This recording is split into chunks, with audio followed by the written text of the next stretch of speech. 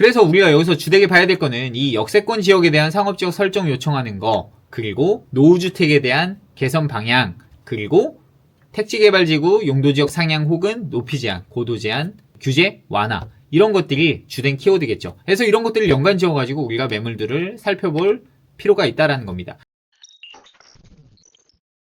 네, 안녕하세요. 여러분의 부메이커입니다. 내 돈 1억 원으로 내 집 마련하기 시리즈 5번째 이야기, 노원구 편을 준비해봤습니다. 노원구는 왜 갑자기 한개구로 이야기를 하냐라고 생각하실 수 있어요. 이거는 건의사항을 수렴한 내용입니다. 지금부터는 한 개구씩 혹은 물건이 많지 않은 지역들은 2개구, 3개구 정도를 묶어서 할 것인데, 오늘 말씀드릴 노원구 같은 경우는 1억 원으로 내 집 마련할 만한 물건들이 굉장히 많은 지역 중에 하나고, 여러분들이 첫 집 마련할 때 관심 가져두면 굉장히 좋을 만한 지역 중에 하나이기 때문에 한 개구로만 따로 분류를 해서 얘기해보는 시간 가져보도록 하겠습니다. 그러면 여러분의 시간은 소중하니까 영상은 1.5배속으로 시청을 권장드리고, 아직까지 좋아요와 구독, 알람 설정 안 하셨다면 지금 바로 눌러주세요. 시작해보겠습니다. 내 돈 1억 원으로 내 집 마련하기 노원구 편입니다. 자, 노원구가 어디에 위치해 있는지 여러분들 알고 계시나요? 첫 번째로 약속 장소로 활용되는 지역이 아니죠. 두 번째로는 대규모 오피스나 직장이 많이 없습니다. 그러다 보니까 서울 내에서는 베드타운으로서의 위상이 좀 높은 곳 중에 하나죠. 이쪽 지역이 정확히 어디에 붙어 있는지도 모르는 분들도 꽤나 많습니다. 그래서 지금은 공부를 하셔야 돼요. 노원구가 어느 지역에 위치해 있고 어떤 성격을 가지고 있는지, 그리고 어떤 지역인지, 어떤 환경권들을 보유하고 있는지 한번 알아보고 우리가 매물 분석을 해보는 시간 가져보도록 할게요. 자, 노원구입니다. 노원구는 2040 서울도시기본계획에서 어떻게 평가를 하고 있냐면, 일단 노후주택 비율이 굉장히 높은, 가장 높은 곳이라 표현을 하고 있습니다. 이게 뭐냐면 서울 같은 경우는 약 18.3%가 30년 이상 된 주택이래요. 근데 노원구는 33.9%라고 합니다. 거의 1.8배 이상 많죠. 대규모 택지지구가 많음에도 불구하고 30년 이상 주택이 많다는 건 뭐죠? 그만큼 신축에 대한 수요층이 많을 수밖에 없고, 지금 거주 환경이 굉장히, 물론 생활권 인프라는 훌륭하지만 거주 컨디션이 그렇게 썩 좋은 곳들보다는 낙후된 곳이 많다라는 거겠죠. 그렇기 때문에 대규모 개발이 많이 필요해요.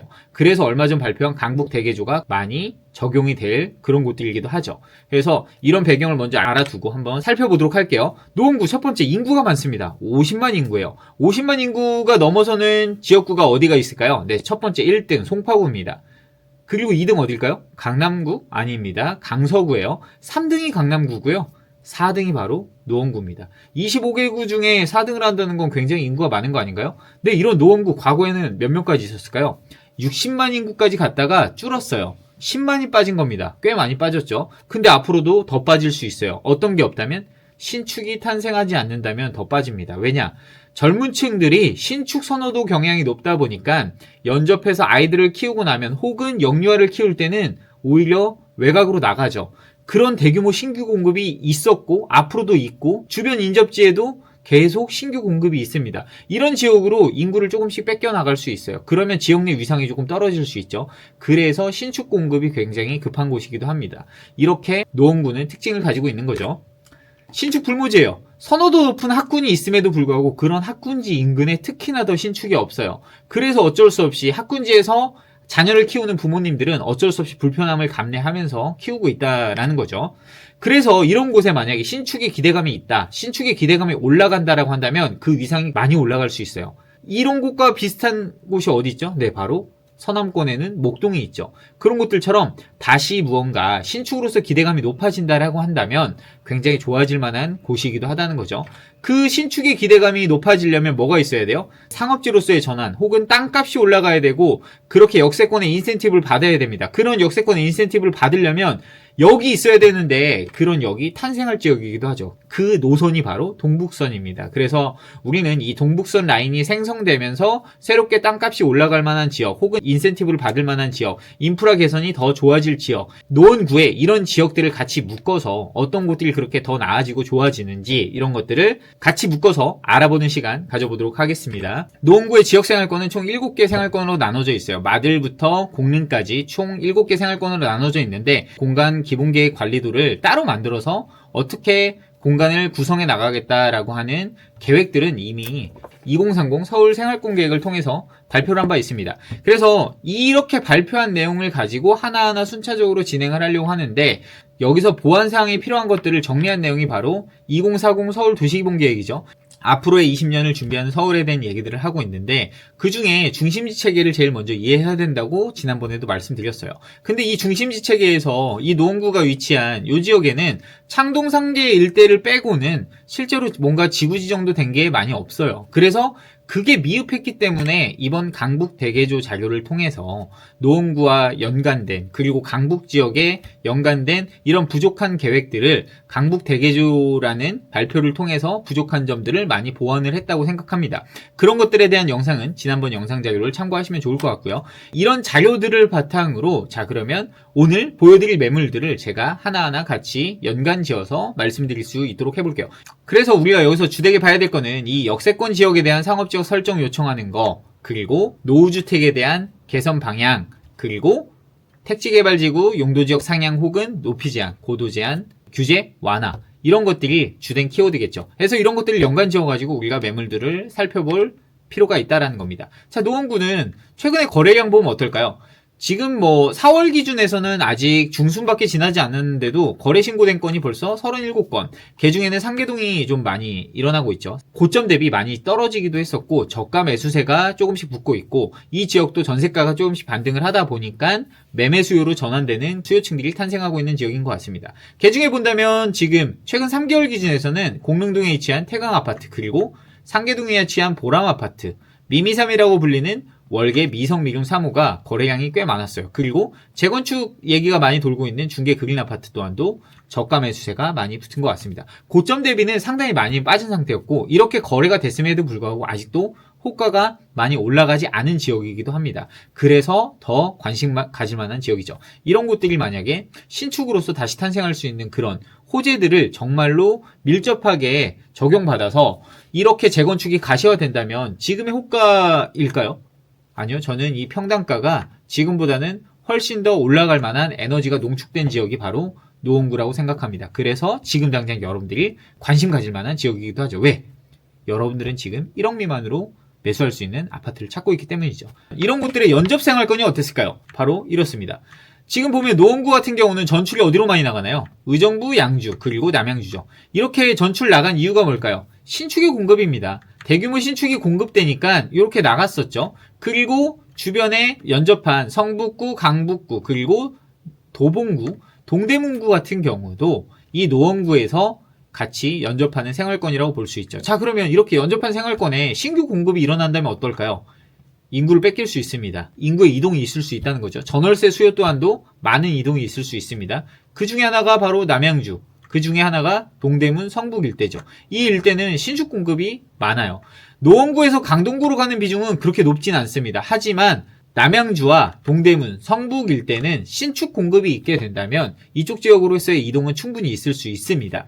그래서 오늘 보는 이 노원구 아파트들은 향후 3년 동안에 앞으로의 입주 물량이 많은, 연접해 있는 곳에 입주 물량이 많기 때문에 이 노원구 같은 경우는 투자로서 바라보기에는 굉장히 좀 힘들 수도 있어요. 자, 그러면 정확히 얼마가 살 수 있는 물건일까요? 제가 이거를 항상 뒤에다 붙였더니 이걸 안 보시고 묻는 분들이 있으시더라고요. 그래서 말씀드릴게요. 여러분들은 담보대출을 이용할 거예요. 5억 미만짜리 아파트를 사실 거기 때문에 5억 원 기준에서는 최대 생애 최초 기준에서 80% 대출을 받을 수 있습니다. 80% 얼마죠? 4억을 대출받는 거예요. 그리고 저도 최근에 매수를 하면서 대출 진행을 도와드린 분들이 보면 3.5에서 3.7 사이를 받으시더라고요. 대출 금리를. 신규 담보대출 기준에서 3.5% 정도 받는다는 전제를 했을 때 지금 원리금 상환하면 155만 원 정도를 상환하게 됩니다. 여러분들이 만약에 신혼부부 특례 디딤돌 대출을 이용한다. 그러면 2.5에서 2.8 사이를 받게 될 가능성이 높은데요. 그렇게 된다면 164만 원을 상환하네요. 왜 그럴까요? 디딤돌 대출 같은 경우는 최장 상환 방법이 30년 상환입니다. 그렇기 때문에 되려 짧게 상환해야 돼서 금리가 낮음에도 불구하고 매달 상환해야 되는 액수는 160만 원대. 기존 일반 대출로 받았을 때보다 되려 한 달에 10만 원 정도를 더 상환하셔야 됩니다. 하지만 원리금 균등 상환을 했을 때 실제로는 원금 상환하는 비율이 높기 때문에 실제 내는 이자는 더 적죠. 그래서 여러분들이 150에서 160 정도의 상환 여력이 있다라고 한다면 5억짜리에 대한 주택 매수는 크게 어렵지 않게 할 수 있다라는 거죠.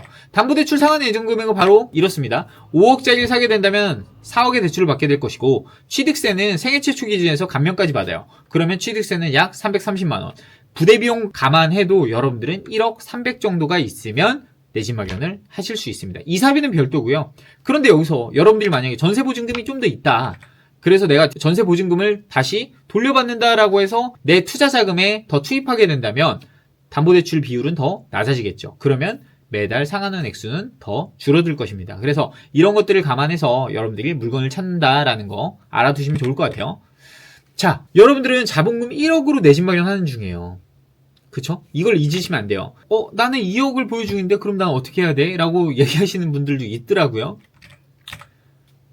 2억으로 더 똘똘한 한 채, 더 적당히 좋은 거 한 채를 하시거나, 혹은 1억으로 그냥 내 집 마련하시고 1억으로는 투자용 주택을 마련하셔도 돼요. 저는 개인적으로 투자 성향이 좀 더 강한 분이라고 한다면 이 선택을 하시라고 말씀드리고 싶어요. 주택 하나, 내가 살고 있는 집 가진 걸로는 자산을 불리는 데는 한계치가 분명히 존재합니다. 그리고 비과세만 받으면서 뭔가 하나씩 갈아타기를 하기에는 자산 상승 속도가 조금은 더딜 수 있습니다. 물론 여러분들이 소득 수준이 조금 높다라고 한다면 2억으로 적당히 똘똘한 한 채를 사시는 게 실제로 상승분에 대한 하나의 기대 효과를 바라보기에는, 그리고 생활 컨디션을 조금 더 좋은 걸 가져가기에는 좋은 선택일 수도 있어요. 하지만 여러분들 2억 가진 거를 한 자산에 다 몰아넣고 모두 다 깔고 앉아있다라고 한다면 실제로 자산 상승을 하는 데 있어서는 큰 효과를 보시진 못할 수도 있어요. 한 채 사서 한 채가 오른 게 과연 여러분들에게 얼마나 큰 혜택이 있을까요? 기분은 좋을 수 있죠. 하지만 이거를 현금화할 수가 없기 때문에 자산 취득해서 오른 거에 대한 기쁨은 있지만 당장에 느껴지는 바는 크지 않을 겁니다. 그렇기 때문에 여러분들이 2억을 보유 중이다라고 한다면 그걸 다 쓰지 마시고 그거의 일부분을 내 집 마련해서 내가 살고 있는 주택을 하는데 쓰시고, 나머지 1억은 다른 투자용 물건 혹은 다른 투자들을 같이 병행해 주시는 게 어떨까라는 게 저 부메이커의 생각입니다. 자, 그래서 결론은 여러분들 성향에 맞춰서 하시면 됩니다. 무조건 1억으로 해야 돼? 1억을 다 써야 돼? 아닙니다. 어떤 분은 5천으로 내 집 마련하시고 5천으로 투자용 자산 다른 것들을 찾으시는 분들도 있으세요. 그렇기 때문에 여러분들은 그냥 각자 상황에 맞춰서 조금은 달리하실 수 있다는 걸 전제로 두고 보셨으면 좋겠어요. 자, 그럼 물건 찾기 한번 시작해볼까요? 월계동으로 가보겠습니다. 첫 번째 알아볼 아파트는 월계동 성원 아파트입니다. 월계 성원 같은 경우는 713세대 중형단지 아파트예요. 이 단지에 지금 매물이 4억 5천 매물이 있습니다. 서양임에도 불구하고 그래도 굉장히 괜찮은 것 같아요. 왜냐? 방이 3개인데 4억 5천대는 충분히 좋은 가격입니다. 여기에 정고점 얼마였을까요? 6억대에 위치해 있었고 평균적인 거래가가 5억 중반에서 후반대에 위치합니다. 굉장히 많은 거래가 이때 당시 일어났었죠. 지금 가격대에 비한다면 오히려 15% 정도 이상 올라간 금액대에서 거래량이 많았다는 뜻이에요. 이 단지 특장점 뭐 있을까요? 일단 생활 인프라가 충분히 훌륭합니다. 근데 호재도 많아요. 그렇기 때문에 이 지역을 한번 알아보는 거거든요. 위치 한번 살펴볼게요. 아래쪽에 대형마트들이 다 인접해 있죠. 그리고 비미삼이라고 하는 아파트 바로 아래쪽에 위치해 있습니다. 이곳들이 재건축한다라는 얘기들이 하나하나 이렇게 진행되면서 집가가 끌어올려준다면 성원 아파트 입장에서 훨씬 좋아지는 거죠. 게다가 유초중이 다 인접해 있습니다. 정말 훌륭한 중랑천 생활권에 위치해 있죠. 동부간선 지어하면서 수변공원 만들면 이 월계성원에게는 굉장히 큰 호재죠. 경춘선 숲길의 시작이 바로 경춘철교를 지나면 바로 이곳에서 시작을 합니다. 신혼생활하면서 언제든지 바로 앞에 나가면 산책할 수 있는 이런 위치에 있는 아파트가 4억 중후반대에 매물이 있는 거죠. 굉장히 괜찮은 지역이라고 생각해서 담아봤어요. 근데 이 호재만 있나요? 아니죠. 동북선이 바로 여기 생기게 되면, 월계역이 여기 생기게 되면 초역세권에 위치합니다. 3분 내로 컷이 가능하고 지금 1호선 또한도 10분 내로 충분히 진입이 가능한 단지입니다. 그렇다라고 한다면 1호선을 이용할 수 있는 직장에 위치해 있거나 동북선을 이용해서 환승해서 편하게 이용할 수 있는 직장에 위치한 분들의 첫 거주지로서는 충분히 좋은 단지, 바로 월계 성원 아파트입니다. 두 번째는 바로 위에 있는 여기 월계 성원에서 북측에 위치한 월계 사슴 3단지입니다. 평당가로서 충분히 훌륭한 단지입니다. 여기 정고점 얼마였나요? 5억 6천이었고요. 평균 거래가가 4, 5억대에서 굉장히 많이 일어났어요. 물론 3, 4억대에 매수를 하신 분들도 많아요. 근데 이분들은 정말 저가에 한 번에 일순간에 많이 매수하셨던 분들이 많고요. 그런데 이런 분들에 대한 매수세를 지금 볼 게 아니라 지금 가격대도 괜찮은가를 살피셔야 되는데, 여기는 이미 환경권도 좋은데 앞으로의 호재가 너무 좋은 곳이기 때문에 관심 가질 만한 지역입니다. 바로 여기에 위치해 있죠.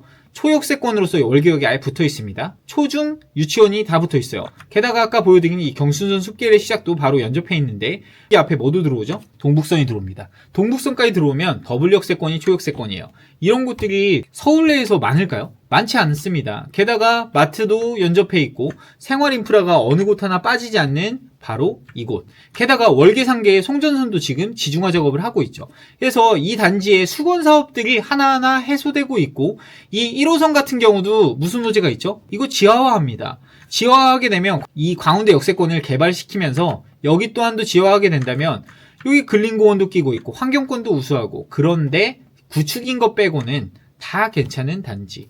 이 개발 호재들을 충분히 적용받을 수 있는 단지 바로 월계 사슴 3단지입니다. 지금 가격대는 충분히 나쁘지 않은 가격대라고 생각해서 담아봤습니다. 그리고 그 다음은 월계 대동아파트입니다. 여기는 25평이에요. 기존 아파트들 18평, 19평짜리 매물들에 비해서는 매물이 좀 크죠? 바로 25평짜리 아파트입니다. 이 아파트 같은 경우는 28년차 아파트고 세대수가 작은 게 흠입니다. 세대수가 적다 보니까 아무래도 거래량이 기존 단지들보다 훨씬 적죠. 회전율도 높지 않았고 거래량도 적었습니다. 그래서 매매 호가는 전고점이 6억이었지만 여기는 실제로 만약에 이런 위치에 여기가 대형 단지였다면 전고점 또한도 훨씬 더 높았을 것이고 거래량도 훨씬 많았을 겁니다. 오히려 소형 단지임에도 불구하고 거래가 꾸준히 좀 일어난 단지인 거는 충분히 입지가 좋기 때문에 그렇습니다. 그래서 이 지역의 특징을 보면 일단 거주 환경은 굉장히 좋아요. 교통, 생활, 편의성이 모두가 좋고 교육도 충분히 주변에 학교를 다 끼고 있기 때문에 충분히 좋은 지역에 속합니다. 그리고 개발 호재가 많이 있어요. 그래서 그런 것들 한번 살펴볼게요.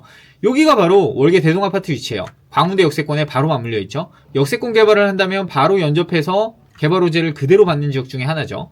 여기는 지금 보면 초등학교, 중학교, 고등학교 그리고 유치원, 유초중고가 다 인접해 있습니다. 그리고 이 단지는 지상에 차량이 없어요. 그리고 최근에 엘베 교체를 해서 단지 또한도 소규모 단지임에도 불구하고 내부는 굉장히 좀 깨끗하고요. 인근에 상권 인프라를 그대로 끼고 있어요. 그리고 바로 대학교가 연접해 있어서 좋은 거는 수요층도 존재합니다. 하지만 단점도 있어요. 뭐냐면 좀 시끄러울 수 있어요. 배달 오토바이 많이 다닐 수도 있습니다. 그래서 이런 거를 극도로 싫어하는 분들은 이런 지역보다는 아이들 키우기 좀 더 좋은 환경 쪽으로 선택하시는 게 좋지만 신혼부부나 아예 영유아 정도를 키우시는 분들이라고 한다면 그래도 선택하시기에는 충분히 좋은 그런 곳 중에 하나지 않을까. 금액대는 5억 2천이 있지만 5억 2천짜리 5억 2천에 사시기보다 조금 더 조절해서 5억 선에서 한번 맞춰서 여러분들이 매수를 할 수 있다면 충분히 좋은 평형대에 좋은 물건이기 때문에 한번 같이 담아봤어요. 이 지역은 아까 월계 사슴이나 성원과는 달리 뭐가 있죠? 주변이 모아타운으로 묶여서 이 지역의 일대를 전부 다 재개발을 하려고 모아타운으로서 개발을 하려고 지금 추진위원회가 성립이 돼 있어요. 물론 시간은 오래 걸릴 것인데 이런 것들을 통해서 이쪽 빌라의 가격들까지 조금씩 끌어올려준다면 어떤 일이 발생할까요? 근데 충분히 집가가 상승할 만한 요인들을 가지고 있고 이 인프라가 같이 개선되는 효과가 있습니다. 그리고 역세권 청년주택이 바로 인접해서 지어지고 있어요. 그래서 공사소음이 좀 심하긴 한데 저도 임장을 가봤을 때는 공사소음 많이 들리더라고요. 그런데 역세권 청년주택이 딱 들어서면요. 청년들이 선호할 만한, 젊은 세대층이 선호할 만한 상권이 형성이 됩니다. 그런 것들이 유흥가가 형성되는 게 아니라 생활 인프라가 좋아집니다. 그렇기 때문에 이런 것들의 간접 호재 지역으로 충분히 적용받을 수 있는 아파트가 바로 월계 대동아파트라서 한번 담아봤습니다. 이 아파트는 구축인 거, 그리고 세대수가 적은 거 빼면 충분히 가성비로서는 훌륭한 아파트라고 생각합니다. 자, 그리고 하계동으로 넘어가 볼게요.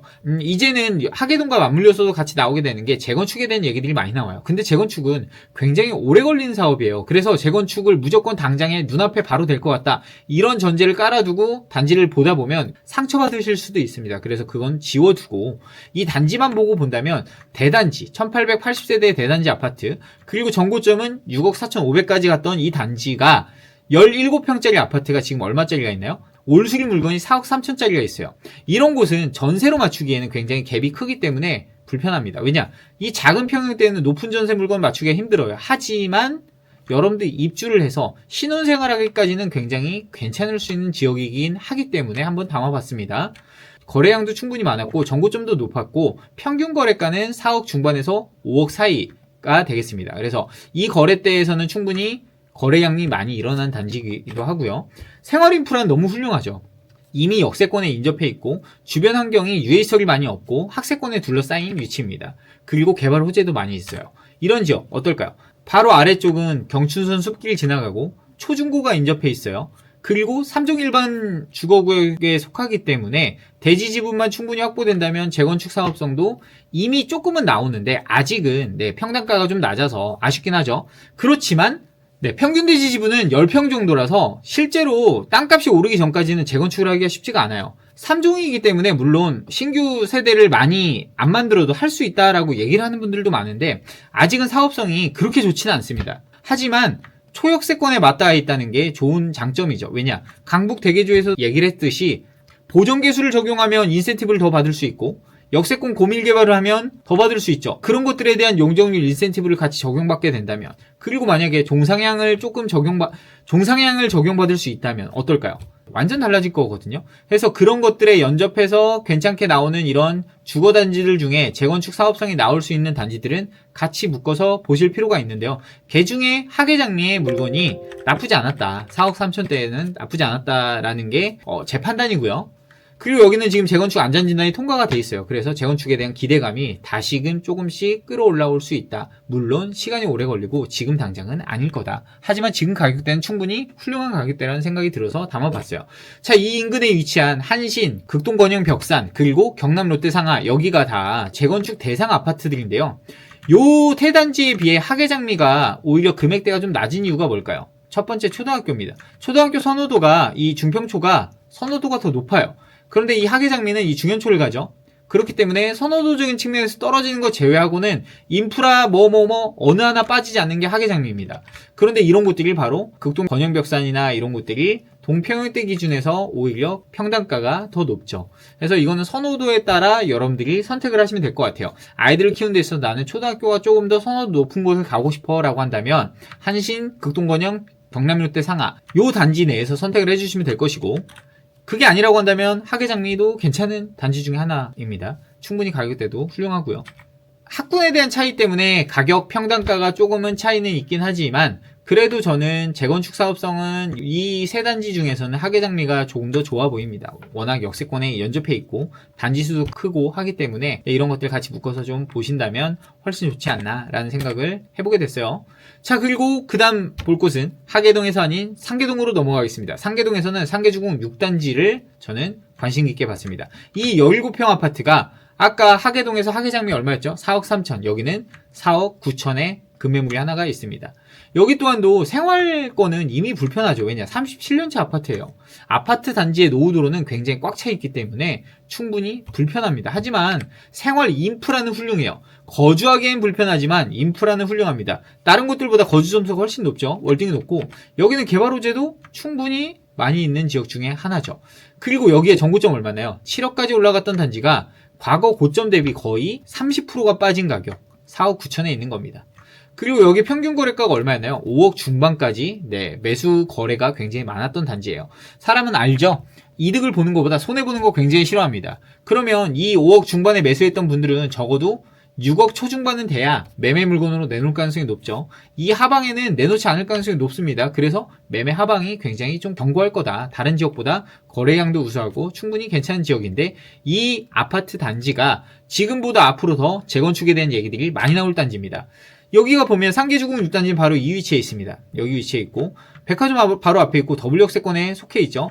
요 앞쪽에 상권이 다 형성이 돼 있고 뒤에 배후 주거지역으로서 있는 지역이고 초중이 인접해 있고 3단지, 5단지, 6단지가 모두 다 재건축 대상 아파트들이고 여기가 바로 다 역세권 인근에 고밀 개발을 할 수 있는 역세권 인근에 보존개수 적용을 받으면 오히려 인센티브를 받을 수 있는 그런 단지들이죠.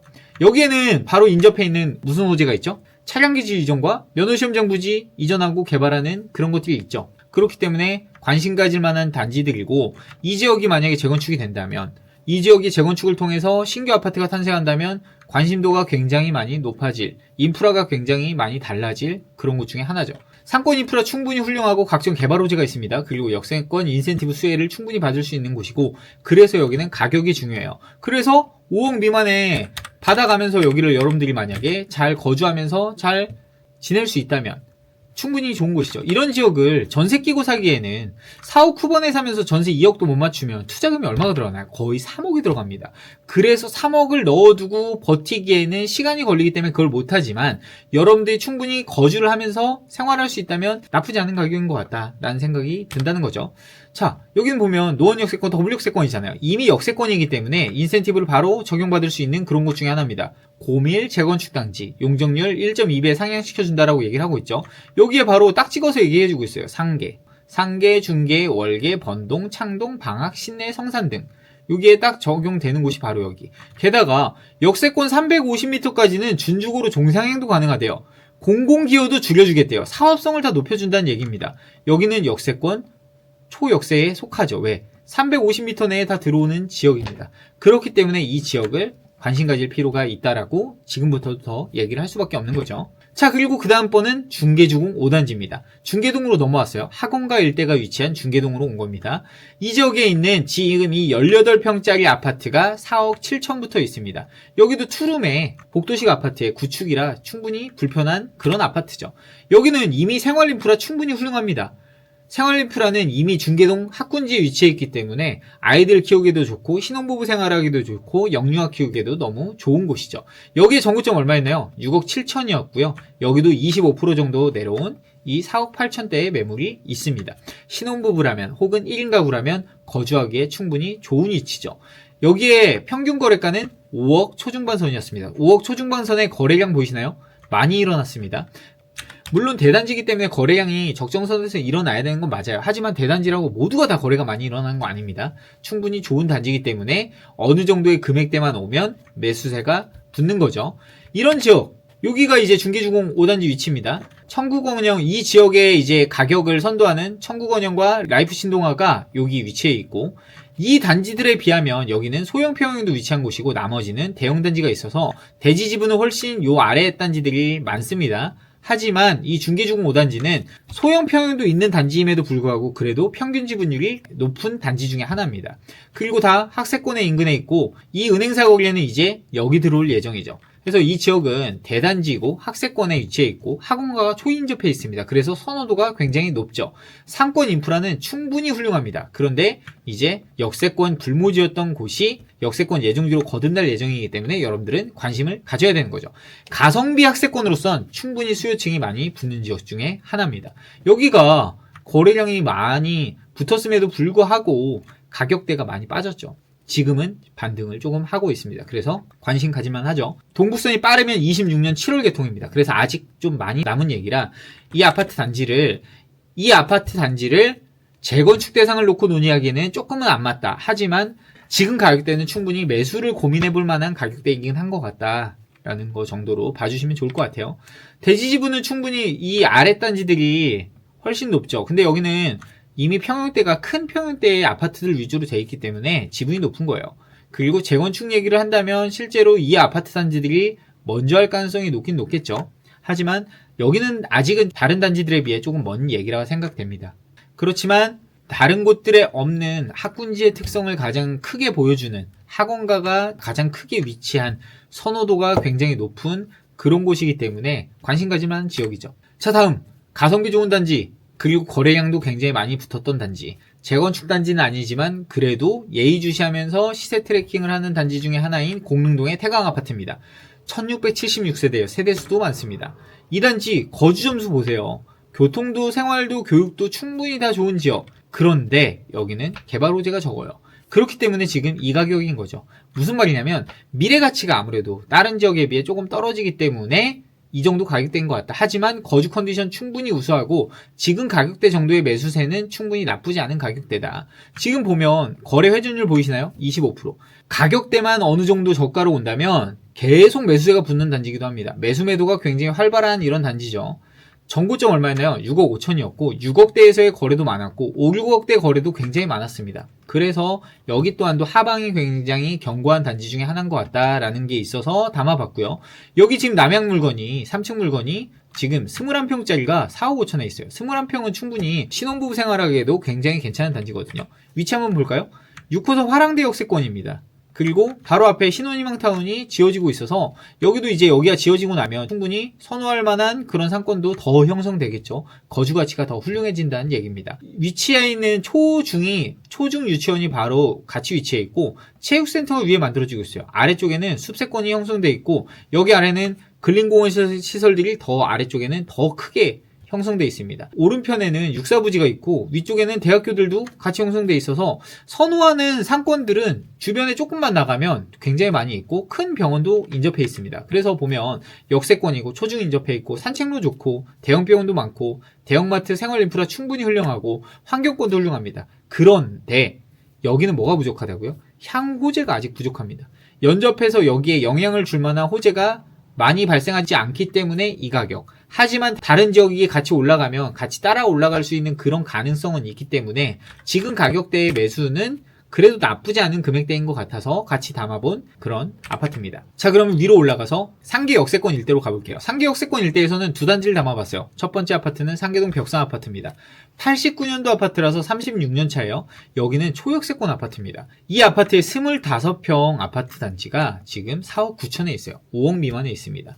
이 5억대의 단지 정고점 얼마였나요? 6억 3천이었습니다. 6억 3천 대비 약 20% 정도 떨어진 금액대에 지금 다시 매물대가 와 있고 이 가격대에서는 거래량이 굉장히 많았습니다. 하방 지지선이 이 정도 대에서는 형성이 되고 있는 것 같아요. 여기는 전세가도 조금씩 반등을 하고 있는 지역 중에 하나입니다.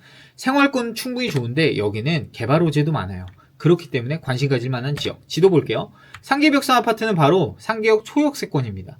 완전 붙어있죠. 역세권 고밀개발 충분히 할 수 있죠. 30년 넘었기 때문에 재건축 안전진단도 통과를 하지만 여긴 문제가 뭐냐면 이미 용적률을 많이 쓰고 있어요. 더 인센티브를 줘야 되는데 여기 얼마까지 줄 수 있을지 모르겠어요. 시간이 분명히 더 걸립니다. 왜냐?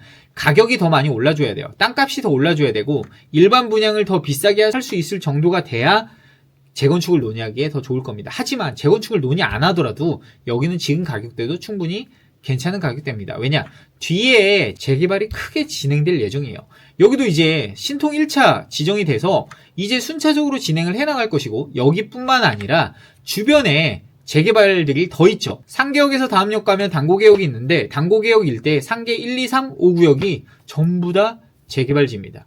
그러면 그 지역에서 여기보다 더 연접해 있지만 좀 더 서울권 내에서는 좀 더 외곽 지역에 더 큰 세대수의 새 아파트들이 탄생한다면 자연스럽게 땅값을 올려주는 효과들을 발휘할 것이고 그 지역에서 신규 아파트들이 아파트 값들을 조금씩 끌어올려준다면 간접적으로 여기에 대한 기대감도 충분히 높아질 수 있는 거죠. 게다가 상계역 여기 하단부에는 뭐가 나오죠? 네, 동북선 상계역이 여기에 더블 역세권으로 만들어질 예정입니다. 그러면 더블 역세권으로서의 위상도 생기게 되는 거죠. 여기는 그래서 가성비 단지로서는 충분히 훌륭하고 생활 인프라 적정하면서 대단지 아파트입니다. 그런데 5억 미만이에요. 충분히 가격 매수 수요도 당길 수 있는 그런 가격대의 아파트라서 같이 담아봤어요. 여기도 환경권 우수합니다. 위쪽으로는 수락산, 불암산 끼고 있고 단지 앞에는 천이 흐르죠. 어느 정도의 배산임수도 갖추고 있는 단지죠. 그렇기 때문에 한번 담아봤습니다. 그리고 그 다음번엔 이거만큼 이 상계 벽산만큼 인기가 좋은 단지인 바로 상계동 보람 아파트입니다. 여기는 훨씬 큰 대단지예요. 용적률은 상계 벽산보다는 약 100% 가까이를 덜 쓰고 있어요. 37년도 아파트 똑같죠. 그런데 굉장히 큰 대단지 아파트입니다.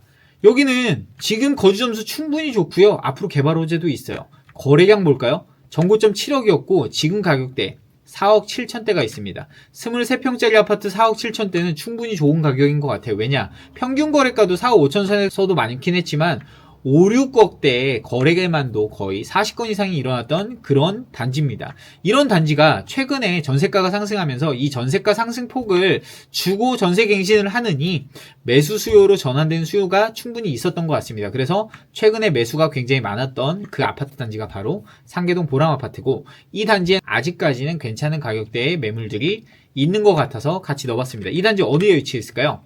마들역 바로 오른편에 있는 이 상계 보람 아파트는 단지가 굉장히 크죠. 위쪽에 있는 은곡초를 가요. 여기만 이렇게 은곡초를 보내기 있어서 초품 아파트인데 단지가 크기 때문에 요 아랫세대는 오히려 이 상곡초가 우리 훨씬 가까움에도 불구하고 배정은 은곡초로 갑니다. 3,000세대가 넘는 대형 단지라서 앞쪽에 생활 인프라가 다 형성돼 있어요. 그리고 역세권은 바로 도보 7분, 9분, 사이에 갈 수 있고요. 여기만 이용할 수 있는 게 아니라 단지 위치에 따라서 오히려 110동, 111동은 4호선이 더 가깝기도 해요. 여기 요 라인 쪽은 상계역을 이용하고 이 라인 쪽은 오히려 노원역에 연접해서 이동할 수 있는 그런 지역 중에 하나이기도 합니다. 그래서 보면 역세권 7호선, 4호선 모두 다 도보로 이동 가능하고 대단지고 생활 인프라가 굉장히 훌륭합니다. 가성비 너무 좋죠. 22평 평형대에서 4억 후반대에서 살 수 있는 그런 단지죠. 게다가 주변에 재개발도 있어요. 아까 여기 벽산이 여기 있었죠. 여기 뒤편에 위치한 상계오동 신통 1차가 바로 여기에서 위치해서 개발을 할 예정이고, 상계주공단지들은 재건축 예정단지들이잖아요. 이 보람 아파트도 역세권 인센티브는 못 받지만 시간이 지나서 장기적으로 간다라고 한다면 언젠가는 재건축에 대한 얘기도 충분히 나올 수 있는 그런 대형 단지죠. 그리고 이곳은 학교에 다 둘러싸여 있어요. UAS를 전혀 못 들어오는 학세권에 위치하죠. 그래서 상계동 택지지구가 고밀 개발된다면 간접적으로 호재를 받고, 여기 또한도 충분히 시간이 지나면 지날수록 재건축에 대한 논의는 지금보다 더 활발히 일어날 것이고, 당장의 눈앞에 재건축을 바라지 않더라도 충분히 가격대로는 좋을 만한 단지가 바로 어디? 상계동 보람아파트입니다. 괜찮은 것 같아서 담아봤습니다. 자, 지금까지 본 단지 중에 어떤 아파트가 끌리시나요? 다 끌린다고요? 안 됩니다. 선택하셔야 돼요. 그렇기 때문에 여러분들은 지금 당장 뭘 해야 되냐면, 나쁜 집을 찾는 게 아니라 여러분들은 빨리 비교를 해보셔야 돼요. 좋은 집을 위해서 해야 될 것들은 지금 고민만 하면서 그냥 나는 고민만 하다가 뭘 하지 이게 아니라, 빨리 네이버 부동산 키셔서 위치 체크하시고, 호갱노노 보면서 비교 분석하시고, 아실 보면서 체크하시고, KB 부동산의 KB 데이터허브 보면서 지표 한번 보시고, 여러분들이 직접 가서 발품을 팔아본 노력하시고, 그 지역의 부동산 중개사분들 만나면서 대화도 나눠보시고, 그 지역에 대한 얘기도 들어보시고, 신뢰도 가는 부동산이라고 한다면 여러분들 번호도 남겨서 좋은 매물 나타나면 하나 둘씩 받아보시면서 여러분들은 뭘 하셔야 되냐? 비교를 하셔야 돼요. 좋은 선택을 위해서는 나쁜 점만 찾으려고 하는 게 아니라 그 안에서의 좋은 점들을 찾아가면서 좋은 점들 안에서 여러분들 기호도에 맞는 비교를 하시는 게 중요한 거예요. 제가 오늘 보여드린 매물, 지금 제가 올려드린 지역의 그런 물건들이 전부가 아니에요. 찾아보면 훨씬 더 좋은 매물이 많을 수 있어요. 그렇게 많은 물건들을 보면서 여러분들 혼자 판단하기 어려우시면 댓글에 남겨주세요.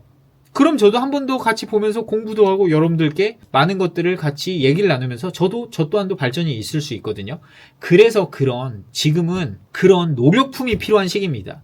여러분들 고민만 하면서 하면 이런 물건들 다 날아가요. 좋은 시기 또 놓쳤다고 시간 지나서 후회하실 수도 있어요. 그렇기 때문에 지금은 열심히 손품, 발품, 노력품을 파실 시기입니다. 노력품은 바로 묻고 탐구하는 겁니다. 그냥 보고 지나치는 게 아니라 알아보고 탐구하는 거예요. 그게 가장 중요합니다. 그래서 지금은 이걸 하셔야 되고, 오늘 알아본 물건, 저와 알아본 물건이 전부가 아님을 명심하셔야 돼요. 왜냐? 투자는 여러분이 하시는 거고 선택 또한도 여러분이 하시는 겁니다. 물론 선택이 힘들어요. 그래서 제가 지난 시간대부터 계속 말씀드렸잖아요. 선택이 힘들기 때문에 여러분 컨디션을 빨리 체크하시고 확정 지으시고 그 체크한 거 안에서의 움직이려고 하는 노력을 하셔야 된다고요. 더 나은 내일은 저는 정말 열심히 응원할 테니까 여러분들 또한도 다음 발걸음을 위해서 정말 열심히 준비해 보셨으면 좋겠고, 혼자 못하겠으면 언제든지 유튜브에 오셔서 일단 구독을 해주시고요. 근데 구독자가 많이 늘었습니다. 네, 정말 감사하게 생각하고 있습니다. 그렇기 때문에 저 또한도 열심히 컨텐츠 만들면서 여러분들과 열심히 소통할 테니까, 여러분들이 어려운 점들이 있다면 단톡방 들어오셔서 언제든지 편하게 질문해 주세요. 편하게 답변 드리도록 할 테니까요. 그리고 난 단톡방에서 이렇게 하는 거 싫어 라고 하시는 분은 편하게 댓글로 남겨주세요. 그러면 저도 성심성의껏 여러분들께 답변 남겨드릴 수 있도록 하겠습니다. 제가 오늘 올려드린 개발 호재나 이런 내용들에 오류가 있다면 그런 점들도 남겨주시고, 제가 모르는 내용이 있다면 그런 점들도 알려주세요. 저 또한도 여러분들 통해서 좀 더 배울 수 있는 그런 시간 가질 수 있으면 좋을 것 같습니다. 아직까지 좋아요와 구독, 알람 설정 안 하셨나요? 지금 당장 해주시고요. 더 나은 내일을 위해 노력하는 여러분들을 응원합니다. 자, 그럼 안녕.